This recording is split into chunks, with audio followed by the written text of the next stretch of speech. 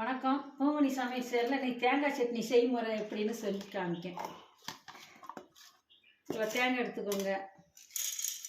இவ்வளோ பொரியலில் பூண்டு 2 பூண்டு, 3 பச்சை மிளகாய், இஞ்சி இவ்வளோ இஞ்சி போடுங்க. இஞ்சி போட்டால் சூப்பராக இருக்கும். சட்னிக்கு வந்து இஞ்சி சேர்க்காமல் இருக்காதுங்க, சூப்பராக இருக்கும். உப்பு போட்டுக்கணும்.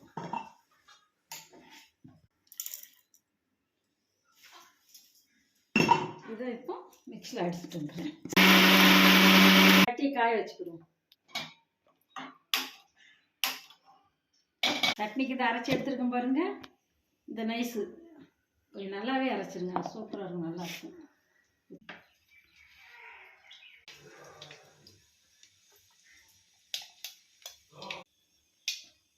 வெங்காயம், வத்தல், பூண்டு